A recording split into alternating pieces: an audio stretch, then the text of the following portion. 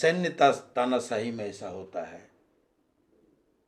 कि अचानक से सब ठीक जा रहा है। आपने आज जो प्रतिपक्ष की बात आप लोग बोल रहे थे इसके पहले ऑफ द रिकॉर्ड कि भाई अपोजिशन ये सवाल खड़ा कर रहा है कि जब नारा था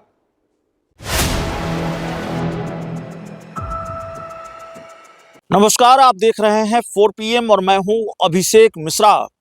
देखिए, बिहार की राजनीति में अब बड़े खेल की संभावना बढ़ गई है। ऐसा लगता है बिहार में कोई सियासी खेल होना है और भारतीय जनता पार्टी और जनता दल यूनाइटेड के बीच जो डील हुई थी या बीजेपी जेडीयू के बीच जो तय हुआ था, उस स्क्रिप्ट में कहीं कुछ बदलाव जरूर नजर आ रहा है। अचानक जनता दल यूनाइटेड ने अपनी तर्कस का आखिरी तीर भारतीय जनता पार्टी पर छोड़ दिया है। ये हम आपको पहले बता चुके हैं और भारतीय जनता पार्टी को ये क्लियर मैसेज दिया है जेडीयू ने कि जय निशान तय निशान। तो इस पर बातचीत हो चुकी है और आज जो खबर निकलकर सामने आई कि कांग्रेस के विधायक ने अशोक चौधरी से मुलाकात की है, तो फिर ये सवाल भी कि क्या विधायकों के जुगाड़ में जेडीयू जुटी हुई है और बड़ा भाई बनने की भूमिका में है। लेकिन सवाल यह है कि अचानक क्या ऐसा क्या हुआ है? क्या जनता दल यूनाइटेड के कुछ बड़े नेताओं ने बीजेपी का खेल खराब कर दिया है? क्या जेडीयू के कुछ बड़े नेताओं ने गेम पलट दिया है? क्योंकि जेडीयू के कुछ बड़े नेताओं के बयान आए, उन्होंने भयंकर नाराजगी जताई, भीषण नाराजगी जताई नीतीश कुमार के इस फैसले को लेकर कि नीतीश कुमार राज्यसभा जा रहे हैं और नीतीश कुमार मुख्यमंत्री की कुर्सी छोड़ेंगे।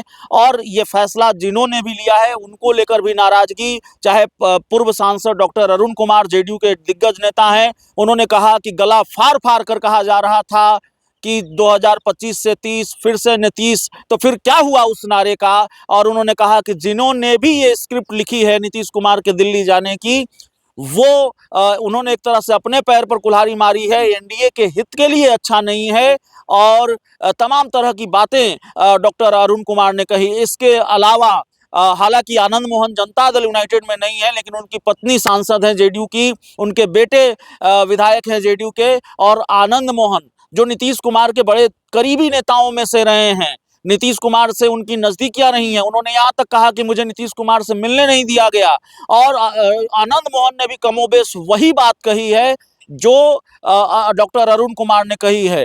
तो जाहिर तौर पर जेडीयू नेताओं की भीषण नाराजगी को देखते हुए क्या जनता दल यूनाइटेड ने या नीतीश कुमार ने यह फैसला बदला है कि वो दिल्ली नहीं जाएंगे, वो सीएम की कुर्सी नहीं छोड़ेंगे? या फिर इस सिक्के का दूसरा पहलू क्या ये है कि जनता दल यूनाइटेड अपने आप को मजबूत रखना चाहती है, बड़े भाई की भूमिका में आना चाहती है, विधायकों का जुगाड़ किया जा रहा है ताकि 90 विधायक हो जाएं और बीजेपी से एक विधायक ज्यादा हुआ तो सबसे बड़ी पार्टी जेडीयू होगी और किसी तरह के खेल की गुंजाइश अगर बनी तो जनता दल यूनाइटेड को इसका फायदा होगा। आज जब कांग्रेस के विधायक सुरेंद्र प्रसाद ने मुलाकात की है जेडीयू के बड़े नेता और नीतीश कुमार के करीबी मंत्री अशोक चौधरी से, तो जाहिर तौर पर ये माना जा रहा है कि कहीं ना कहीं कुछ खेल की स्क्रिप्ट जरूर लिखी जा रही है। हालांकि जनता दल यूनाइटेड के सूत्रों को टटोलने की, जेडीयू के सूत्रों को टटोलने की कोशिश हमने की, कुछ जेडीयू के नेताओं से बातचीत हुई,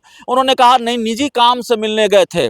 और अभी हमने बात करने की कोशिश की सुरेंद्र प्रसाद से, जो कांग्रेस के उस विधायक से जिन्होंने मुलाकात की है अशोक चौधरी से, तो उन्होंने बुलाया जरूर लेकिन हमसे मिले नहीं, वो हमसे और हमारा फोन भी नहीं उठाया घर पर बुलाकर। तो जाहिर तौर पर उनसे बातचीत हमारी नहीं हो सकी है, तो उनका स्टैंड क्या है ये भी देखना पड़ेगा। लेकिन अशोक चौधरी से मुलाकात इसलिए बड़े मायने रखती है क्योंकि अशोक चौधरी जेडीयू के वही खिलाड़ी हैं जिन्होंने ये स्क्रिप्ट लिखी राज्यसभा चुनाव में कि कांग्रेस के 3 विधायकों ने साथ नहीं दिया, और इसकी स्क्रिप्ट बहुत पहले से अशोक चौधरी लिख रहे थे। अशोक चौधरी को इसका क्रेडिट दिया जाता है या अशोक चौधरी के सर ही इसका ठीकरा फोड़ा जाता है कि कांग्रेस के 3 विधायकों ने राज्यसभा चुनाव में गच्चा दिया। और आज अशोक चौधरी से ये मुलाकात, तो जाहिर तौर पर एक तरह से ये बड़ा सवाल कि आखिरकार जेडीयू क्या किसी बड़े खेल में लगी है, बड़े खेल की तैयारी कर रही है। और सवाल यह भी कि क्या जिस तरह से विरोध हो रहा था पार्टी के नेताओं कार्यकर्ताओं का कि नीतीश कुमार दिल्ली जाएं, मुख्यमंत्री की कुर्सी छोड़ें, और कुर्सी छोड़े तो फिर निशांत कुमार को मुख्यमंत्री बनाने की मांग जिस तरह से हो रही थी, और इसके बाद जेडीयू के कई बड़े नेता सामने आ गए, डॉक्टर अरुण कुमार, उसके बाद आनंद मोहन, हालांकि जेडीयू में नहीं है लेकिन नीतीश कुमार के करीबी हैं, और उनके परिवार के 2 सदस्य जनता दल यूनाइटेड के विधायक सांसद हैं, तो उन्होंने भी एक तरह से मोर्चा खोल दिया इस फैसले के खिलाफ। तो क्या इस फैसले के आगे, कार्यकर्ताओं के दबाव के आगे झुकना पड़ा है नीतीश कुमार को, जेडीयू को, या संभावित संकट को देखते हुए, राजनीतिक संकट को देखते हुए जेडीयू ने अपने पैर पीछे खींच लिए हैं और बिहार में कोई बड़ा खेल होगा? भारतीय जनता पार्टी के हाथ में बीजेपी सीएम की कुर्सी नहीं जा रही है, क्या ये संकट भी बीजेपी के सामने है? फिलहाल हम आनंद मोहन का बयान सुनाते हैं, उन्होंने क्या कहा है, और इस बयान से साफ जाहिर है कि आनंद मोहन भी कमोबेश वही बात कर रहे हैं जो कभी हमारे साथ इंटरव्यू में डॉक्टर अरुण कुमार ने कही थी। तो उनका स्वयं का जो सोशल मीडिया पर आया, उनका स्वयं का है या प्रायोजित, इस पर भी संशय है। क्या लग रहा है, कोई दबाव है उनके ऊपर जिसके कारण वो राज्यसभा जा रहे हैं? मैंने कहा कि क्या है नहीं है, आम लोगों में जो मैसेज है वो बहुत ही गंदा मैसेज है। ये सैन्य तानाशाही में ऐसा होता है कि अचानक से सब ठीक जा रहा है। आपने आज जो प्रतिपक्ष की बात आप लोग बोल रहे थे इसके पहले ऑफ द रिकॉर्ड कि भाई अपोजिशन ये सवाल खड़ा कर रहा है कि जब नारा था 2025 से 30 फिर से नीतीश, तो अचानक ऐसा क्या हो गया, क्यों हुआ? तो इन बातों में दम है, अपोजिशन के इस आरोप में दम है कि अचानक से सब होता है, और इसको लेके जो व्याप्त आक्रोश है वो सभी जानते हैं कि जिस दिन ये फैसला हुआ, राज्यसभा का नामांकन हुआ, उस दिन जेडीयू समर्थकों में इस प्रदेश के दलितों, पिछड़ों और अति पिछड़ों में भयानक आक्रोश था, भारी रोष था, ये सभी जानते हैं। और उसकी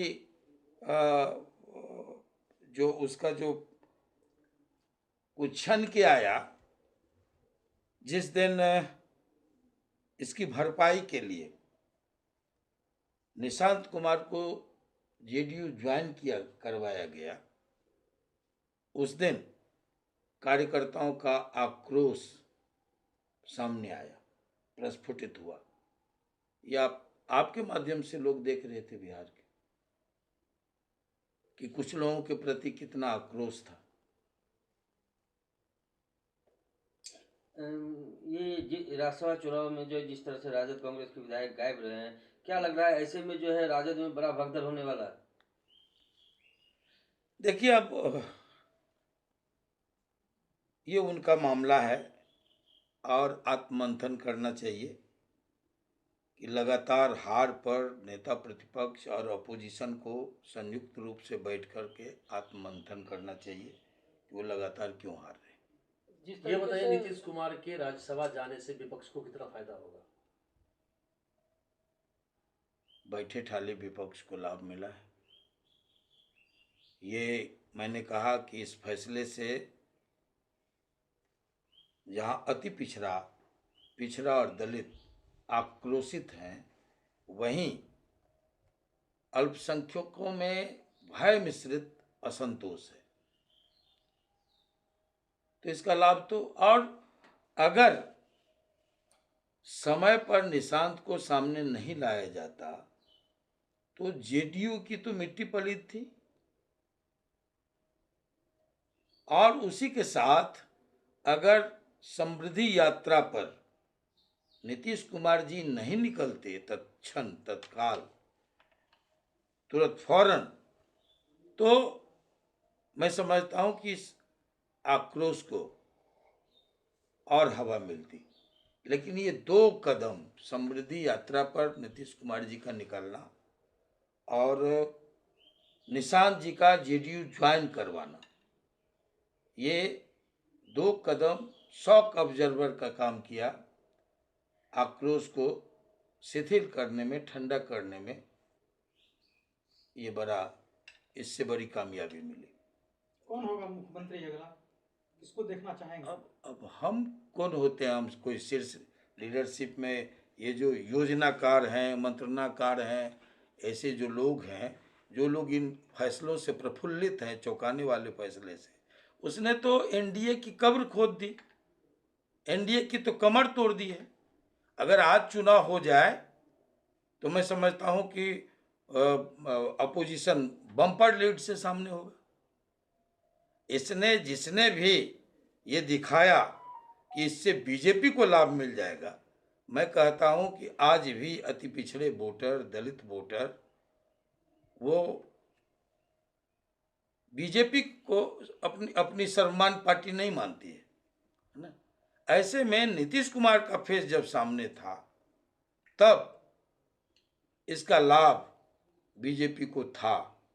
लेकिन आज जिस तरह से बीजेपी को इन वर्गों में विलेन बनाया गया, योजनाकार और मंत्रणाकारों द्वारा, कथित चाणक्यों द्वारा, इससे तो जेडीयू को नुकसान हुआ। जेडीयू तो, हमने कहा कि 2 फैसले नहीं होते तो जेडीयू समाप्ति के कगार पर था। लोग भागने लगे थे। अब लोग देखने लगे थे कि हमको कहाँ जाना है। नीतीश कुमार जी के बाद लोग मान चुके थे कि नीतीश कुमार जी को जिस तरह से दिल्ली भेजा जा रहा है, क्या है, जिंदगी में दर्जनों लोगों को राज्यसभा नीतीश कुमार जी ने भेजा है। मुख्यमंत्री को छोड़ के राज्यसभा और जो तर्क दिया जा रहा है, ये तो अजूबा तर्क है भाई, कि चारों सदन में वो अपनी उपस्थिति चाहते थे। किसको समझा रहे? राजनीति का जो ककाहारा जानता है वो भी जानता है, ये डिमोशन है। तो जिन लोगों ने ऐसा किया, वो न केवल जेडीयू को नुकसान किया है, कालांतर में इसका खामियाजा बीजेपी को उठाना पड़ेगा। जिस तरह से मुख्यमंत्री हर एक सभाओं में समृद्धि यात्रा के दौरान सम्राट चौधरी को आशीर्वाद दिए हैं, क्या लगता है मुख्यमंत्री का चेहरा वो बन पाएंगे क्या? मैं ये कह रहा हूं कि अभी अगर बीजेपी का मुख्यमंत्री बनना है तो जो आक्रोशित वर्ग है, उस लवकुश समाज में से मैं मानता हूं कि सम्राट चौधरी बेहतर विकल्प है।